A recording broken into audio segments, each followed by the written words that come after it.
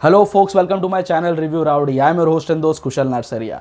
दोस्तों, आज मैं रिव्यू करने वाला हूं अमेजॉन प्राइम की original web series Breathe into the Shadows के सीजन 1 का, starring Abhishek Bachchan, Nithya Menen and Amit Sadh in prominent roles.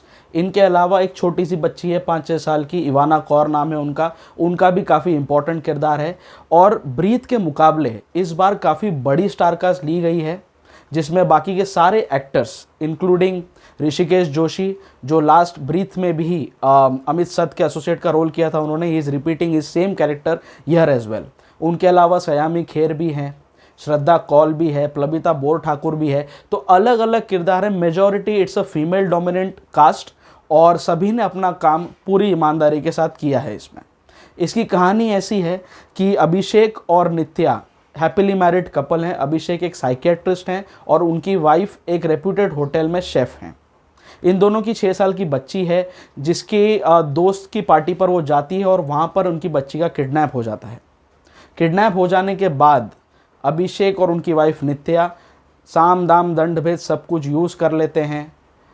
Police पूरी काम पे मुस्तैद रहती है, सीबीआई तक भी केस पहुंच जाता है, लेकिन कहीं कुछ हो नहीं पाता, बच्ची का कुछ पता नहीं चलता। And they are very much shocked कि किडनैपर ने ना तो इनको कोई कॉल किया, ना कोई रैंसम मांगा।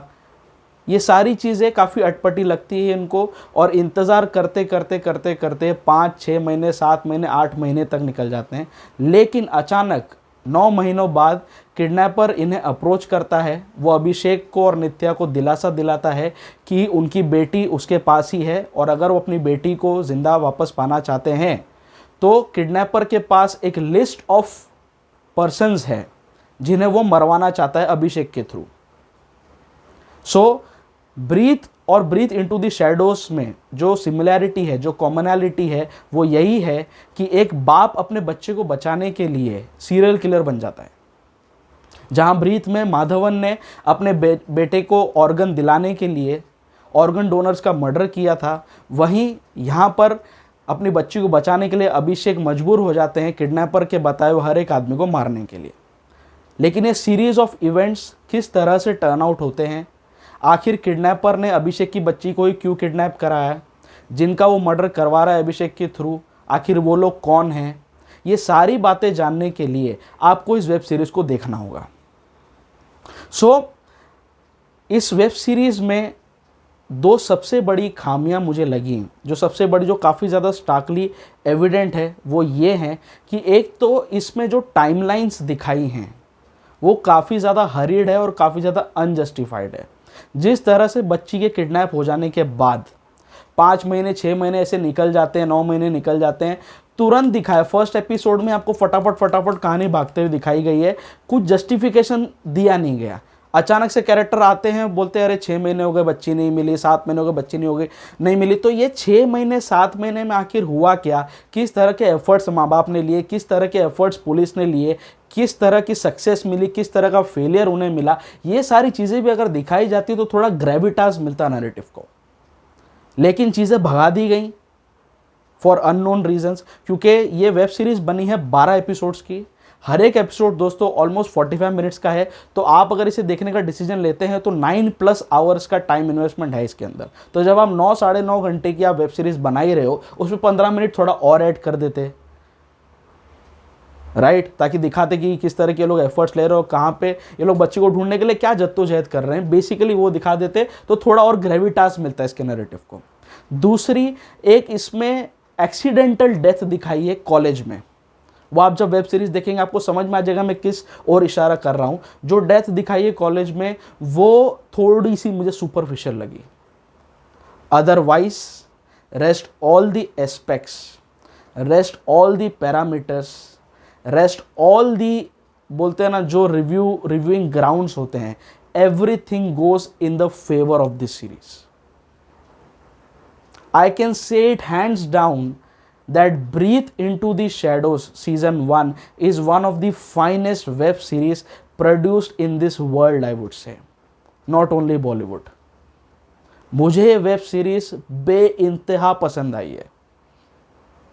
ब्रीथ भी मुझे बहुत पसंद आई थी। It was a highly impressive बोलते हैं ना वेब सीरीज, बट ब्रीथ के भी 10 गुना आगे, 10 कदम आगे है ये वेब सीरीज। ब्रीथ में भी कहीं ना कहीं, एक तो हमारे मैडी भाई बहुत ज़्यादा स्वीट हैं, तो उनकी स्माइल वगैरह बहुत क्यूट है, तो थोड़ा कहीं ना कहीं आपको बोलते हैं ना एक ब्रीदिंग स्पेस मिल जाता है, आप थोड़ा नैरेटिव थोड़ा लेस टेंस लगता है, उनकी हंसी आप देख लो तो आपको खुशी मिल जाती है। But here you don't get a breathing space even for a second. The narrative is very tensed. The narrative is highly engaging. It's an edge of the seat entertainer.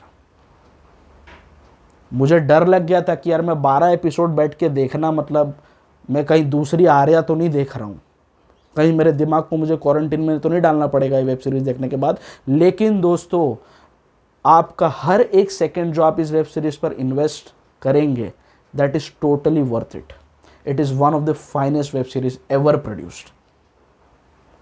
ये पूरी web series can act as a case study, as a subject material for studying human psychology.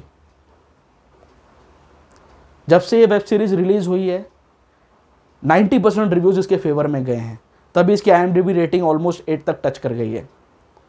काफ़ी अच्छी reviews इसको मिले हैं, but जो लोग इसको डिटेस्ट कर रहे हैं उनको आई एम श्योर असुर भी पसंद नहीं आई होगी। सो जैसे असुर में the narrative was linked to Indian mythology, यहां पर भी कुछ वैसा ही है दोस्तों। The series of murders, the intention of the killer, the intention of the kidnapper, everything is been linked to Hindu mythology. वो कैसे लिंक होता है, क्या होता है, या आप देखेंगे तो आपको समझ में आएगा। एंड जहाँ तक ये आप अगर इसको सोचेंगे कि मैं सस्पेंस थ्रिलर देख रहा हूँ, तो आपको शायद थोड़ी सी निराशा हाथ लगेगी, क्योंकि 5th एपिसोड में ही इसका सस्पेंस रिवील कर दिया गया है। जो टेंशन बिल्ड की गई थी, कौन किडनैपर है, क्या है, ये सारी चीज़ें खुल जाती हैं 5th एपिसोड में। तो कहीं ना कहीं आप लेट डाउन फील करते हो, बट अगर ये लोग चीज़ वहाँ पे नहीं डाइवल्ज करते, डिटेल्स नहीं डिस्क्लोज करते, तो आगे जो ये कहना चाह रहे हैं, जो नरेटिव के थ्रू ये दिखाना चाह रहे हैं, वो पॉसिबल नहीं हो पाता। That is the reason I am not detesting their effort in this. आप इसे सस्पेंस थ्रिलर देख के समझ के मत बैठना इसको देखने। It's a crime drama, it's a crime thriller. So psychology को, ह्यूमन साइकोलॉजी को समझने के लिए इसके मेकर्स ने बहुत डिटेल रिसर्च की है, जो दिखती है स्क्रीन पर। 9 घंटे तक ऑडियंस को एंगेज रखना, उन्हें इंट्रीग्ड रखना, उन्हें एंटरटेन रखना खाने का काम नहीं है दोस्तों। इसीलिए मैं इसके डायरेक्टर मयंक शर्मा को दाद देना चाहूँगा, उनको अपनी तरफ से राउडी ब्राउनी पॉइंट्स देना चाहूँगा। He has done a fantabulous job. आसान नहीं है ये करना।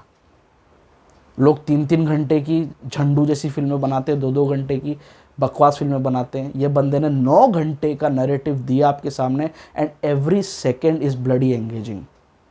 कहीं पर भी नैरेटिव डाइवर्ज नहीं होता, कहीं पे भी ऑफ ट्रैक नहीं जाता, टोटल फोकस बना के रखा हुआ है। और ज़बरदस्ती की बोलते हैं जो आजकल 90% वेब सीरीज़ में ज़बरदस्ती के सेक्स सीन्स होते हैं, ज़बरदस्ती के क्राइम ड्रामा, जो भी इसमें क्राइम भी एग्जीक्यूट किया गया है, जो जो मर्डर्स किए गए हैं, those are very authentic and those are spine chilling. बहुत ज़बरदस्त मज़ा आ गया है देखकर। और अगर आपको असुर पसंद आई थी दोस्तों, ये असुर के लेवल की है। असुर के जितने एप्रिसिएटर्स थे, उनको ये वेब सीरीज़ 100% 200% पसंद आने वाली है। जो इसको डिटेस्ट कर रहे हैं सोशल मीडिया पर, इसके बारे में नेगेटिव रिव्यूज़ दे रहे हैं, उनको असुर भी नहीं पसंद आएगी, उनको पल्ले ही नहीं पड़ेगी, because it's a psychological thriller. ये ह्यूमन साइकोलॉजी को बोलते हैं ना, बिना ज्ञान दिए हुए उसे स्टडी करने की कोशिश करती है। And the makers have involved your self. आप एज एन ऑडियंस जब बैठते हो, तब आप भी उसमें नैरेटिव में इन्वॉल्व रहते हो। आप भी सामने जो स्क्रीन पर चल रहा है, जो कैरेक्टर आपके सामने खड़ा है, उसके दिमाग को पढ़ने की आप कोशिश करते हैं। इतना एंगेजिंग है ये। और इस नैरेटिव को अगर एबल परफॉर्मेंस का सपोर्ट नहीं मिला होता किसी भी एक कैरेक्टर की वजह से, तो ये इतना हाई इम्पैक्ट नहीं क्रिएट कर पाती। बहुत साल बाद अभिषेक बच्चन को स्क्रीन पर देखकर बहुत अच्छा लगा, और ये बंदा अकेला आया, पूरे मैदान में खड़ा हुआ, इसको लेकर कितने सारे मीम्स बने लास्ट कुछ सालों में। ये खाली बैठा है, नेपोटिज्म का नालायक प्रोडक्ट है, दिस एंड दैट, क्या नहीं बोलते अभिषेक बच्चन के बारे में लोगों को। लेकिन इस वेब सीरीज़ में अभिषेक ने दिखा दिया कि भैया मैं अकेला ही काफ़ी हूँ, मैं अकेला 6 फुट का जब मैं खड़ा होऊंगा और आप लोग मेरे लिए रोल्स लिखोगे specifically keeping my character traits in mind, तो फिर मैं पूरा मैदान साफ कर दूंगा अकेले, सिंगल हैंडेडली। ये अभिषेक ने जता दिया। What a fantabulous performance. Abhishek ने इसमें भी अपनी गुरु, युवा और सरकार फ्रेंचाइज की परफॉर्मेंस वाली ट्रेजेक्ट्री को कंटिन्यूड रखा। He has given one of the finest performance given by any actor of this country। इतनी बेहतरीन परफॉर्मेंस दी अभिषेक बच्चन ने। वहीं दूसरी ओर अमित सद इज अ टोटल, बोलते हैं discovery. I never expected Amit to perform such with such finesse. Breathe में उनका काम बहुत अच्छा था, लेकिन यहाँ पर वो अपनी परफॉर्मेंस से कई पायदान और ऊपर उठ चुके हैं। खाली अमित का मुझे एक चीज़ की कमी लगी, खैर मैं उनकी कमी नहीं कहूँगा, ये मेकर्स की कमी है। उनको पूरा चिसल्ड बॉडी लुक दिया है, ज़बरदस्ती की बॉडी उनसे बनवाई गई, सलमान खान टाइप लगता है वो, जो नहीं चाहिए था। बहुत अजीब लगता है, बहुत शॉर्ट लगते हैं वो। अदरवाइज़ उनके पास इतने डायलॉग्स नहीं थे इस वेब सीरीज़ में, लेकिन अपनी आँखों से, अपने हाव भाव से, सिर्फ चुप रहकर उन्होंने बहुत कुछ कह दिया। बहुत ही बढ़िया परफॉर्मेंस थी अमित सद की भी। उनके साथ साथ जो छोटी बच्ची है इवाना कौर, 6 साल की रिया का रोल किया है, उसका भी परफॉर्मेंस बहुत अच्छा है। नित्या मेनन की जहाँ तक बात है, स्टार्टिंग के 3-4 एपिसोड तक तो बंदी में दम लगा नहीं, मोनोटोनस एक्टिंग लगी, एकदम एक्सप्रेशन लेस ब्लैंड एक्टिंग लगी उसकी मुझे। डायलॉग डिलीवरी भी, since she is a south Indian तो हिंदी बोलने में उसको थोड़ी दिक्कत हो रही थी, वो मुझे समझ में आ रहा था। लेकिन 2 सीन एक स्पेसिफिकली क्राफ्टेड फॉर हर मैं कह सकता हूँ। 2 सीन ऐसे हैं दोस्तों इसमें, जहाँ पर एक सीन में वो अपने होटल में अमित सद के साथ वार्तालाप कर रही हैं, और लास्ट का जो क्लाइमैक्स सीन है जब वो अपने बच्ची को देखती है, दूर से उसको देखने को मिलता है, ये 2 सीन में नित्या मेनन ने बाजी मार ली। बहुत बेहतरीन काम किया। Her screen presence is very good. उनको थोड़ा डायलॉग डिलीवरी पर काम करने की ज़रूरत है, otherwise there is no problem. Saiyami Kher की प्रेजेंस अच्छी थी, बहुत अच्छी लगी स्क्रीन पे वो, but as compared to Choked, यहां पर उनके टैलेंट को अंडर यूटिलाइज किया गया, मुझे ऐसा लगता है। सयामी में पोटेंशियल है जो हमने चोक्ड में देख लिया है, but still I am not complaining. काफ़ी अच्छा परफॉर्मेंस दिया उन्होंने, उनकी प्रेजेंस बहुत अच्छी लगी मुझे। वहीं ऋषिकेश जो अमित सद के एसोसिएट का रोल कर रहे हैं, जो ब्रीथ में भी थे इसमें भी हैं, सो उनका परफॉर्मेंस बहुत ही उम्दा है। वो जब भी स्क्रीन पर आएंगे आपके चेहरे पर स्माइल आ जाएगी। बहुत अच्छी कॉमेडी की है उन्होंने। उनके बीच में वो एक रेस्टोरेंट, मतलब वो दिल्ली में ये लोग चले जाते हैं और दिल्ली में एक रेस्टोरेंट की जो ओनर होती है, ढाबे की जो ओनर होती है, वो इनकी कोई चाइल्डहुड फ्रेंड निकलती है ऋषिकेश की। तो उनके बीच में जो कन्वर्सेशंस हैं ऋषिकेश और एक दिल्ली ऑफिसर्स के बीच में, जो दिल्ली मुंबई के बीच में जो झड़प चलती रहती है, जो कॉम्पिटिशन चलता रहता है, इनके बीच में जो वार्तालाप होती है, जो कन्वर्सेशंस होते हैं, those are very very hilarious. So एक टेंस माहौल को थोड़ा लाइट करने में ऋषिकेश जी ने बहुत अच्छा काम किया, बहुत अच्छी मदद की है। बाकी जितने भी कलाकार हैं, Plabita Borthakur is also a discovery. हमने उन्हें लिपस्टिक अंडर में बुरखा में देखा था, इसमें वो व्हील चेयर रिडन हैं। उनकी क्या कहानी है, ये सारी चीज़ें, वो किस तरह से लिंक्ड नैरेटिव से, ये आपको वेब सीरीज़ देखने पर पता चल जाएगा। बट जब भी प्लबिता स्क्रीन पर आती हैं, she brings a refreshing look. अच्छा लगता है उनको देखकर, और बहुत ही कॉन्फिडेंट और बहुत ही फिनेस के साथ उन्होंने भी परफॉर्म किया है। सो परफॉर्मेंस वाइज मुझे किसी से कोई शिकायत नहीं है, सबने बेहतरीन काम किया। बट अगेन सबके ऊंचा भैया अभिषेक बच्चन ही निकला, अपनी हाइट के हिसाब से उसने काम किया, मेरे ख्याल से हाइट को भी एक्सीड कर दिया। अभिषेक को अभी भी सीरियसली ले लो बॉलीवुड वालों, ये बाकी झंडू लोगों को तुम लोग लेते हो फिल्मों में, अभिषेक के लिए रोल लिखो, वो बंदा करके दिखा देगा, आपको पता भी नहीं चलेगा। उसमें टैलेंट अपरंपार है, जो इसमें उसने दिखा दिया, अगेन आफ्टर सरकार, गुरु and everything. So performance wise बहुत बढ़िया है, नैरेटिव वाइज बहुत उम्दा है। आप बिलीव नहीं करेंगे कि 9 घंटे की चीज़ आप देख रहे हैं, 12 एपिसोड्स, ऑलमोस्ट 45 मिनट्स का एक एपिसोड, और 1 सेकेंड भी यूजलेस नहीं है, या 1 सेकंड भी आप बोर नहीं होंगे। गूदा चाहिए, वैसी स्क्रिप्ट चाहिए, वैसा डायरेक्टर चाहिए बांध के रखने के लिए। सो आई हाईली रिकमेंड दिस। ये सारे एस्पेक्ट्स इसके फेवर में जाते हैं। साथ ही साथ इसका जो थीम म्यूजिक है जो लास्ट में बजता है, हर एक एपिसोड जब ये एंड होता है, जब एंड क्रेडिट्स रोल होते हैं, वो म्यूजिक तब बजता है दोस्तों। उसको नेक्स्ट एपिसोड पे जाने मत देना, पूरा म्यूजिक सुनना, आप मंत्रमुग्ध हो जाएंगे। बहुत बेहतरीन थीम म्यूजिक है इसका, जहाँ जहाँ भी है। जो दूसरे कैरेक्टर के पीछे बैकग्राउंड में जो स्कोर बजता है, टोटल फ्लॉलेस है, टोटल एंगेजिंग है।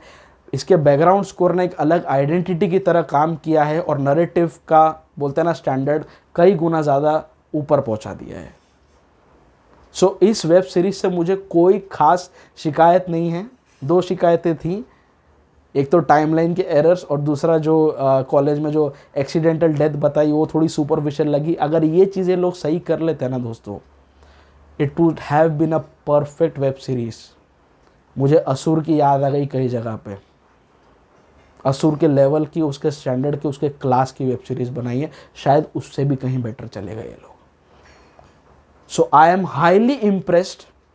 मैं चाहता हूँ ये वेब सीरीज ज़्यादा से ज़्यादा लोग देखें। आप नहीं देखेंगे इसमें आपका ही नुकसान है, इसमें आपका ही नुकसान है। And I would encourage such film makers, Mayank Sharma और जो भी इसके राइटर्स हैं, जो कुछ भी है, भैया ऐसा कुछ बनाते रहो, लोगों का एंटरटेनमेंट होता रहेगा, मज़ा आता रहेगा। एवरी टाइम जो भी वेब सीरीज़ देखते हैं, आर्या जैसी झंडू वेब सीरीज़ जो 4.5 घंटा टाइम वेस्ट करती है और 4.5 घंटे बाद इनको याद आता है हमको कहानी कहनी है, तो ऐसे झंडू लोगों को दूर रखें और ऐसे अच्छे फिल्म मेकर्स को मौका दिया जाए, मेन स्ट्रीम में इनको लाया जाए, तो हमारा कंटेंट का स्टैंडर्ड भी बढ़ेगा, हम लोगों को ग्लोबल लेवल पर रिकग्निशन भी मिलेगी। So my rowdy rating for breathe into the shadows season 1, which is an Amazon Prime original web series, will be 4.5 out of 5। आधा स्टार सिर्फ वो जो मर्डर सीन मैंने बोला, जो एक्सीडेंटल डेथ हो जाता है कॉलेज में, सुपरफिशियल लगा थोड़ा सा, और इसका जो थोड़े टाइमलाइन एरर्स है वो मुझे दिक्कत लगी। Otherwise I have no complain with this web series. It's a perfect art, it's a masterpiece which shouldn't be missed at any bloody cost. So आप भी ब्रीथ देखो, इनटू द शैडोज। मैं इसकी सीज़न 2 का बेसब्री से इंतज़ार कर रहा हूँ। अगर मुझे फिर से टाइम मिला तो मैं ये सीज़न वापस देखना चाहूँगा। It has entertain me so much. So आप भी देखिए, देखने के बाद आपको कैसी लगी, क्या आपके व्यूज़ मेरे व्यूज़ से टैली हो पा रहे हैं, आप प्लीज़ नीचे कमेंट बॉक्स में ज़रूर मेंशन करना। आप अगर मेरे चैनल पर नए हैं तो प्लीज़ मेरे चैनल को सब्सक्राइब कर लीजिए। मैं टाइम एंड अगेन आके ओरिजिनल मूवीज़, वेब सीरीज़ और शॉर्ट फिल्म्स वगैरह सभी का मैं रिव्यू करते रहता हूँ। सो मेरे साथ जुड़े रहिए, मेरे चैनल को सब्सक्राइब कर लीजिए। आप लोग मुझे फेसबुक, ट्विटर और इंस्टाग्राम तीनों जगह पर फॉलो कर सकते हैं। सभी जगह पर मेरी ऑनलाइन आइडेंटिटी, मेरे प्रोफाइल्स रिव्यू राउडी के नाम से ही है। The digital partner of this channel is five digital. Go digital with five digital. The co branding partner of the channel is chai pakora productions. Do subscribe to the channel for watching original and engaging web series and short films. आप लोग मेरे reviews चाय पकौड़ा के channel पर भी देख सकते हैं। मेरे साथ जुड़े रहिए, मेरे साथ कनेक्टेड रहिए। स्टे ट्यून्ड, स्टे फिल्मी एंड स्टे राउडी।